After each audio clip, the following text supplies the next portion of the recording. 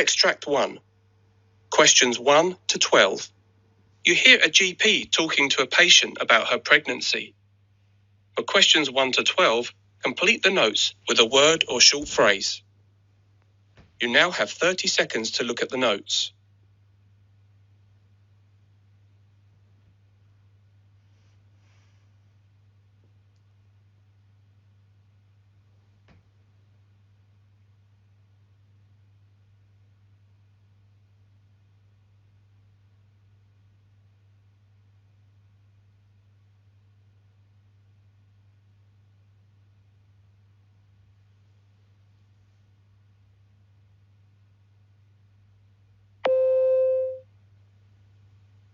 Hello, Maria. How are you doing today? I'm feeling pretty well. Quite tired, but, I think that is to be expected in my current condition. Yes, of course. So you're at 24 weeks gestation, correct? Yes, that's what I've been told, 24 weeks. Yes, uterine size is appropriate for gestational age. And just to make sure we have your obstetric history correct, you vaginally delivered a 9-pound, 8-ounce male infant 8 years ago. Yes. Oh my, I hope this baby is a bit smaller than my son. 9 pounds, 8 ounces. I had forgotten he was such a big baby. And how is your son doing? Oh, he's quite excited about the arrival of a new baby, though I suspect he will not be so excited once the baby finally arrives. He's in for a shock when it comes to all the crying and diapers. Yes, I'm sure. And he is your only child, correct? You've had no other pregnancies? Yes, only one pregnancy. I luckily have not had to deal with any miscarriages ever. So let's get a bit into your family medical history. I specifically want to talk about diabetes. I see. Do you have any immediate family members with type 2 diabetes? Type 2 is the kind you get as an adult, right? Yes, that's correct. Type 2 is sometimes called adult onset diabetes, though with childhood obesity becoming such a big problem, more and more kids and teens are also being diagnosed with type 2 diabetes. Type 2 diabetes is caused by a combination of genetic predisposition, being overweight, and a number of other factors. Well, my husband has type 2 diabetes, and my mother too. My sister mentioned that she got tested for type 2 diabetes as well last year, but I'm not sure what became of that. She didn't say anything after, so I assume everything is all right. Okay, so Maria, you have a first-degree relative with the condition. So, Maria, I want to talk to you about your risk for diabetes. You have gained quite a bit of weight during this pregnancy, and a urine dipstick test showed that you have glycosuria, which is an abnormally high amount of sugar in the urine. Now, your test did come up negative for ketones, which is good because it shows that you do not have uncontrolled diabetes at this time. Okay, I think I'm following you, but just to make sure, do I have diabetes or do I not have it? At this time, you are a likely candidate for gestational diabetes. Gestational diabetes often disappears after giving birth, but considering your risk factors for developing type 2 diabetes, it may not go away. In fact, you may have been pre-diabetic prior to becoming pregnant. But with all the tests that are done during pregnancy, it's just being detected now. So are there further tests you need to do or just some recommendations? Since the urine dipstick test showed significant glycosuria, it is necessary to do some additional tests to confirm the diagnosis of gestational diabetes. You may or may not have it, so let's not jump the gun yet.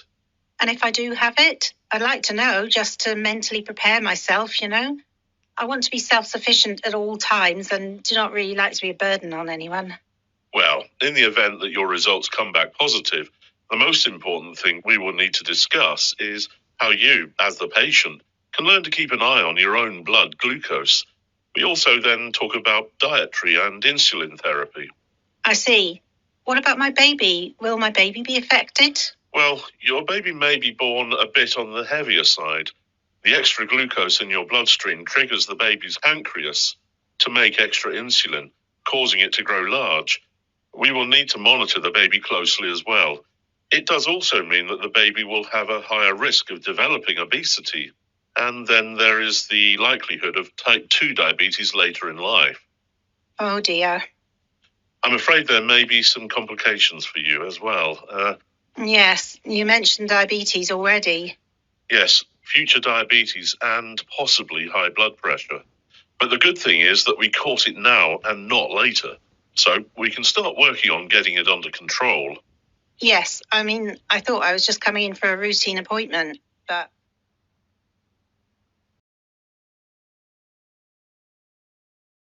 Extract 2, questions 13 to 24. You hear a GP talking to a woman about heavy menstrual bleeding. For questions 13 to 24, complete the notes with a word or short phrase. You now have 30 seconds to look at the notes.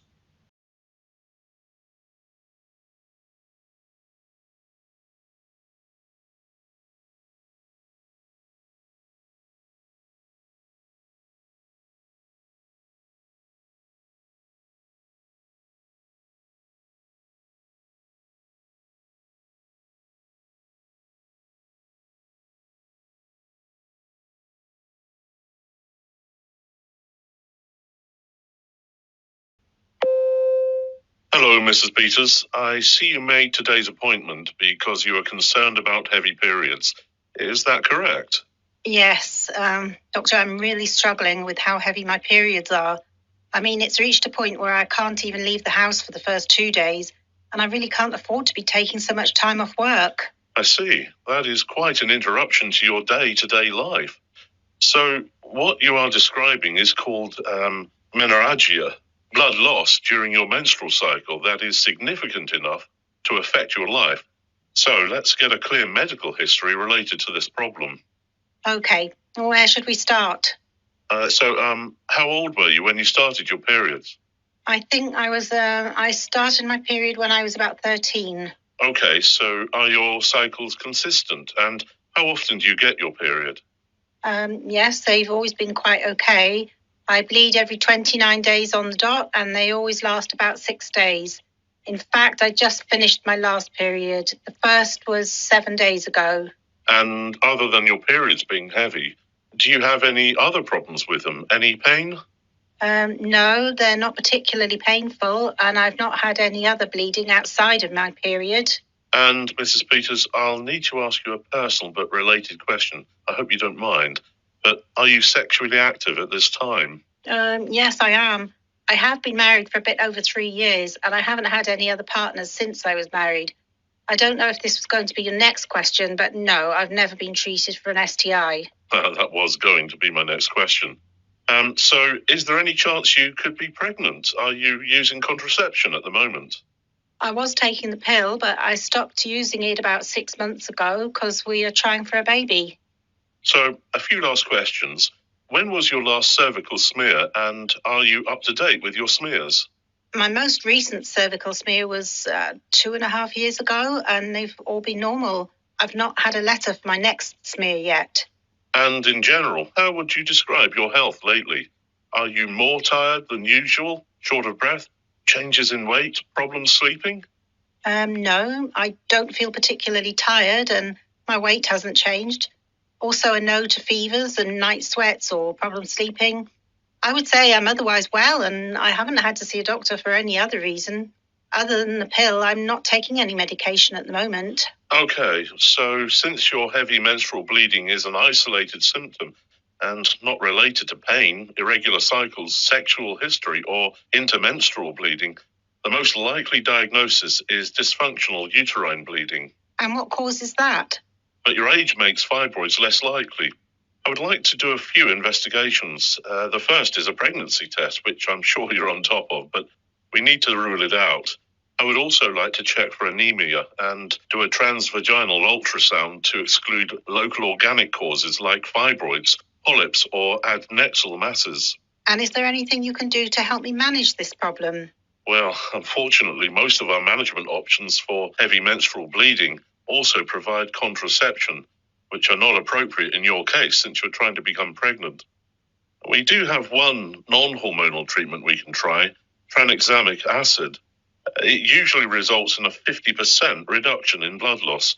You will need to wait until just before your next period to use it. Okay, that sounds...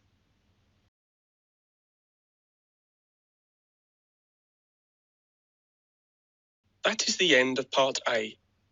Now look at Part B.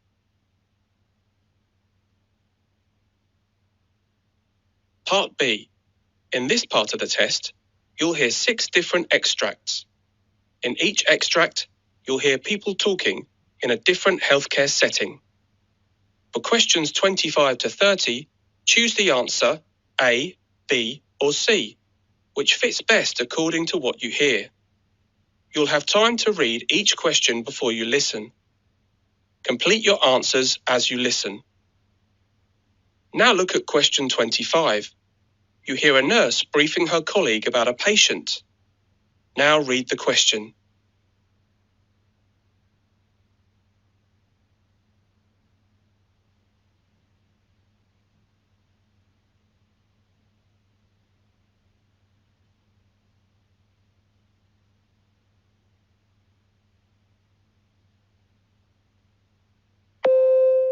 Mr. Jackson came into the A&E last night complaining of shortness of breath and a dry cough. He also presented with a high fever. At the time, he was found to be severely dehydrated and also very disorientated in time, place, and person. He was then admitted after a chest X-ray suggested atypical pneumonia, and investigations of his arterial blood gases on air showed hypoxia. The current diagnosis is community-acquired pneumonia. He was put on high concentration of inspired oxygen and also intravenous fluids to correct his dehydration, and then later on antibiotics, a combination of cefuroxime and clarithromycin. The results of the investigations to make a microbiological diagnosis should be available soon, and at that time the antibiotics can be adjusted accordingly. At this point, he has not required mechanical ventilation, but it is a possibility.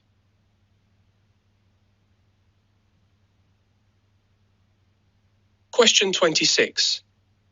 You hear the ward leader talking to the nursing staff. Now read the question.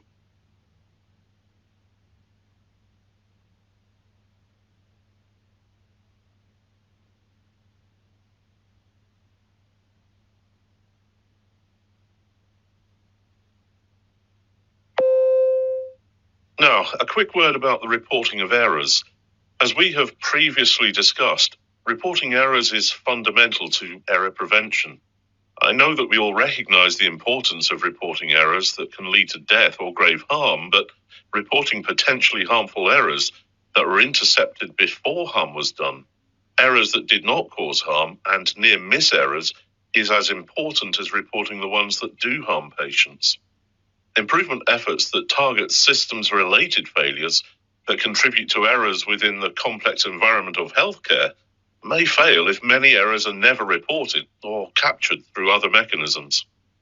With this being said, I, along with other ward leaders, have noticed a drop in the number of errors being voluntarily reported.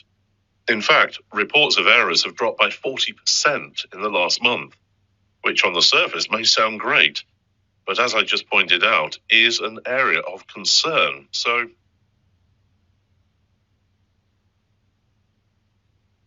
Question 27. You hear part of a morning briefing on a hospital ward. Now read the question.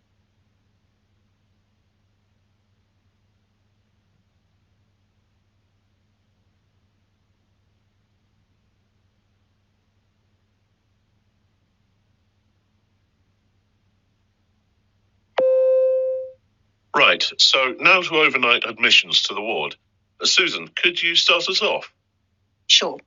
We have Jeanette Evans in bed 4. She's a 46-year-old woman brought into the A&E with right-sided loin pain and macroscopic hematuria.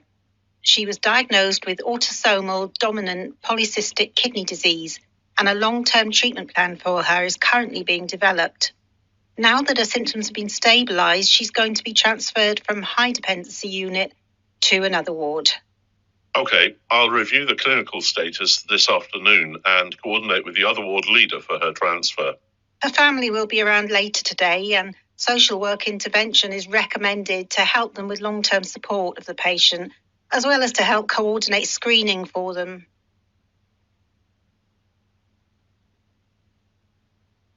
Question 28. You hear part of a post-surgery follow-up at a GP practice. Now read the question.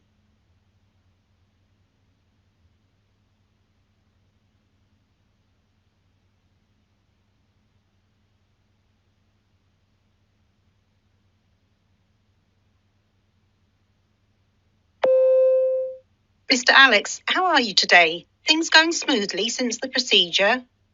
Yes, I mean I'm sore, but feeling better.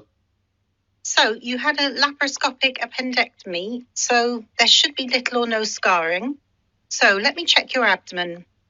So, I can see the tiny incision points, but there is no sign of infection. So, have you experienced any pain?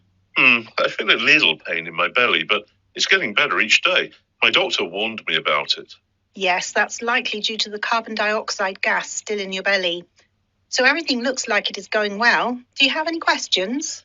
I wanted to know when I can get back to my normal routine.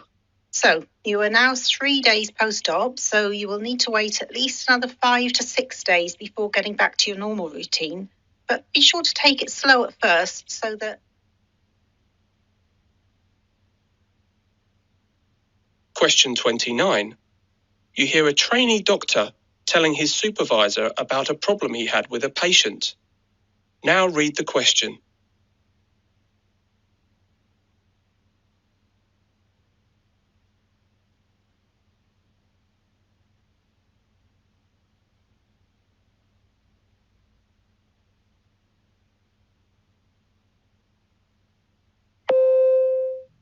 So how has today been so far, James?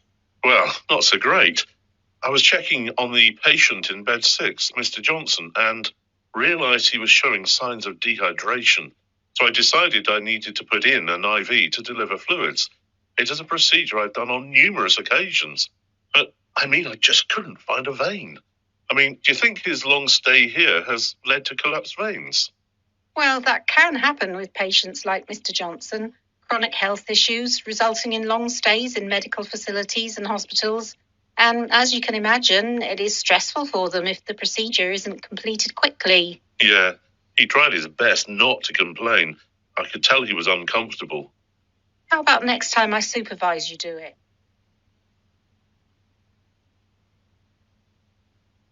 Question 30. You hear a doctor talking to an athlete with a painful arm. Now read the question.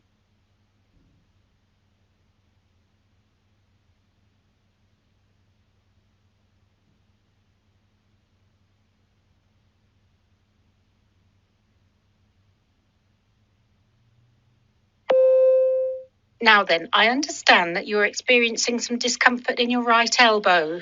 Yeah, it started out just as an ache that would get better once I warmed up, but now there is constant pain on the outside of the lower portion of my right arm, as well as on the outer bony point of the right elbow. Do you recall any injury or triggering event? No, not at all. I have noticed that the severity of pain increases when lifting any heavy bag, when sleeping on my right side, and also while bowling. I'm a competitive bowler. I hope I can get back to competition soon. Do you think?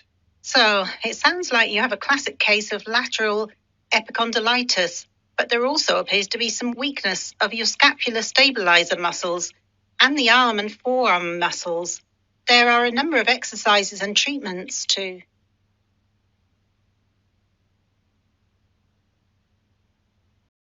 That is the end of Part B. Now look at Part C. Part C. In this part of the test, you'll hear 2 different extracts.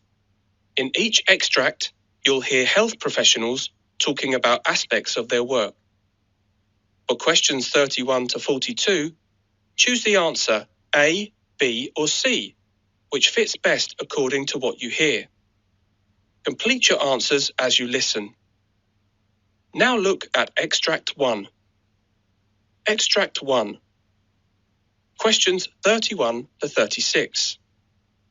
You hear part of an interview with a doctor called Dr. Ellen Samuels, an expert on Lyme disease. You now have 90 seconds to read questions 31 to 36.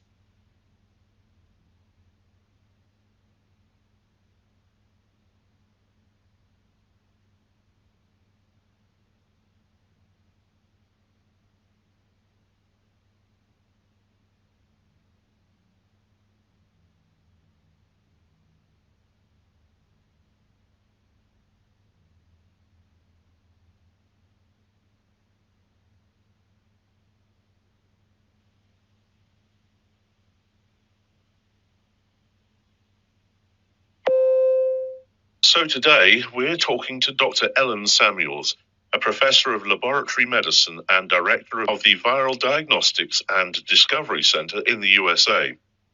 Dr. Samuels' recent reports show that Lyme disease is on the rise. Why do you think that is? You're quite right. Earlier this month, the US Centers for Disease Control and Prevention reported that cases of tick-borne disease more than doubled from 2004 to 2016, from 22,000 cases to 48,000, and that Lyme disease accounted for 82% of all tick-borne diseases. Also, it's important to point out that despite the increase, it is suspected that because of underreporting, the actual number of Lyme disease cases is actually significantly higher, likely more than 350,000 in 2016.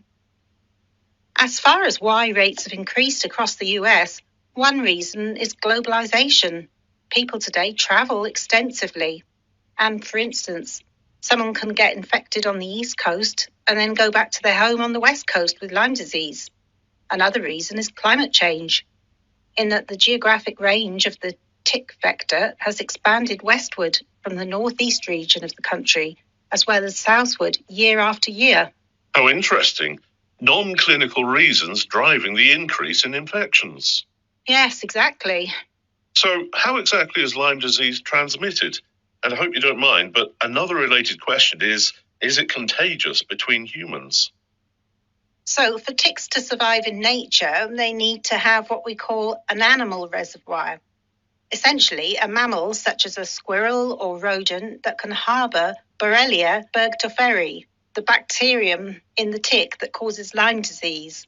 So the cycle continues when ticks feed on those animal reservoirs carrying Borrelia burgdorferi, and then more ticks get infected. Then the ticks can then transmit the infection to humans. Fortunately, the efficiency of transmitting the bacterium from human to human is quite low. I mean, the period during which you can find the bacterium in blood is very brief, a few days at most. And blood-borne transmission of Borrelia burgdorferi, such as by transfusion, has never been reported. The bacterium is also not excreted in other bodily fluids such as sweat, urine, saliva, or respiratory secretions. For those reasons, Lyme disease is not considered contagious. Much has been made of the difficulty involved in detecting and diagnosing Lyme disease. Is that true? Yes, it does appear that Lyme disease is harder to diagnose, and it's primarily because Borrelia burgdorferi very rapidly leaves the blood and disseminates into the lymph nodes and into tissues. As a result, blood tests for early Lyme disease have low sensitivity. And is it true that it takes at least 24 hours for a tick to transmit Lyme disease to a person? Yes, that's true. The CDC recommends that patients who notice the tick and remove it within 24 hours do not need antibiotic prophylaxis with doxycycline to prevent Lyme disease transmission. The tick typically needs to be on you, sucking your blood and attached to you for 36 to 48 hours, during which time the bacterium migrates from the tick gut to its salivary glands and transmits the Lyme pathogen. Just a moment ago, you spoke about the low sensitivity of blood tests. So how accurate are the current diagnostic tests for Lyme disease? The current approved testing for Lyme disease is a 2-tier serologic test that looks for the generation of antibodies in response to the infection. However, the key limitation of this test in early Lyme disease is that typically an infected individual may take several weeks before he or she is able to mount an antibody response. Once an antibody response is mounted, the 2-tiered serological test tends to be very sensitive. Is that why so many cases remain undiagnosed? Yes, we do not have an accurate test for early Lyme disease. My lab is currently working on better diagnostics for Lyme disease.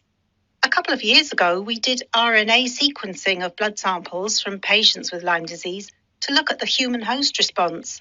We looked closely at the pattern of gene expressions in patients following infection, comparing the gene signature of Lyme disease to that for control patients. We found that Lyme disease, interestingly enough, has a very distinct pattern of human gene expression in response to the infection. We're currently using these findings to develop a test to more accurately diagnose early Lyme disease. And once a patient has been diagnosed with Lyme disease, What is currently the best standard of care for treatment? Well, the standard of care.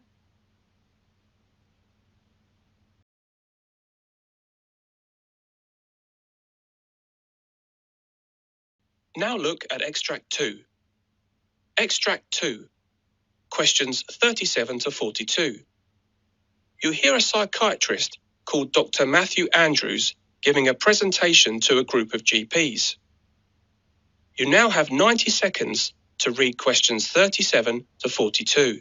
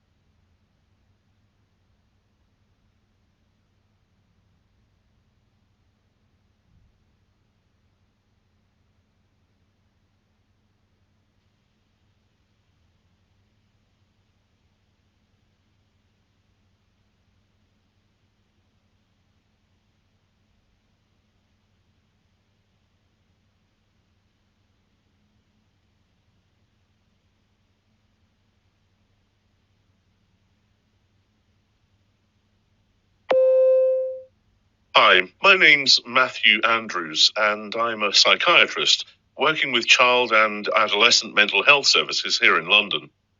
Today, I'm going to present the results of a research study to show you a new way forward for collaboration between general practitioners and specialists in child and adolescent mental health. So, before I get into the study, let's get into the importance of GPs in child and adolescent mental health care. Research has shown that an interested GP is in a good position to provide services to children and adolescents with mental health problems. However, many GPs believe that they lack specific knowledge in this area. Just to show you the mismatch between opportunity and knowledge, a study found that approximately 80% of children and adolescents with psychological problems have seen their GP within the last year, but GP's identification of psychological problems was limited. These findings are consistent with other studies. This clearly points to a need for GPs from a consultative role only for a psychiatrist to specialist clinics in a primary care setting, telepsychiatry to collaborate care with various mental health care providers. Generally, collaborative programs seem to be more effective than theoretical educational programs, with joint consultation found to be particularly effective. One important fact to point out about these collaborations is that they have generally taken place in adult psychiatry or in pediatrics, but not in general practice. So since joint consultations in other contexts have been useful, we thought it would be interesting to see how a similar approach would work in general practice. In particular, the aim of our study was to evaluate possible benefits and downsides of the collaboration so as to make useful recommendations to other GPs and mental health specialists considering implementing something similar. The joint collaborations that were the focus of the study took place at the GP's office at a local health centre. When there was a concern about the psychological health of a child or adolescent, the GP could make a joint appointment with one of the participating child psychiatry specialists. Every fortnight, GPs had 2 available 1-hour appointments. Before each appointment, the GP and child psychiatry specialist would usually have a brief talk before the GP fetched the family from the waiting room. Then the GP would start the appointment by presenting the visiting specialist to the parents and child and informing them about the collaboration. Next, the child psychiatry specialist would take the lead in establishing contact with the child and the parents. The general purpose of the consultations was to decide whether the child required a referral or if the problem could be handled in primary care, whether by the GP, school psychology services, child welfare services, or others. After approximately 100 joint consultations had been held, the next phase of this project was started. The next phase consisted of a qualitative study based on focus group interviews, one interview with GPs and another with participating specialists, psychiatrists, and psychologists. So the focus group discussions revealed that both GPs and mental health specialists see joint consultations as a good teaching method for improving GP skills in child and adolescent psychiatry. For example, the GP said that they had learned a great deal from seeing how the specialist talked with the children. They also pointed out that they had received concrete advice and learned strategies to use when treating such conditions as phobias and sleeping disorders, and they would feel comfortable using the strategies on their own with future cases.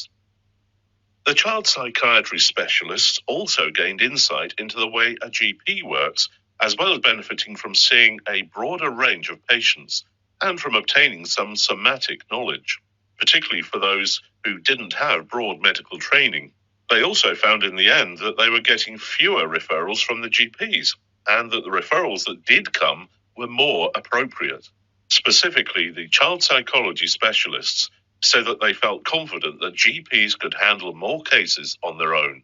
In general, both groups believed that this low threshold service benefits the patients, and the joint consultation is especially suited to solve problems and determine the level of help required, and that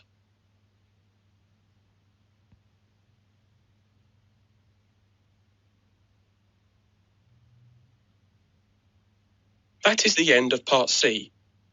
You now have 2 minutes to check your answers.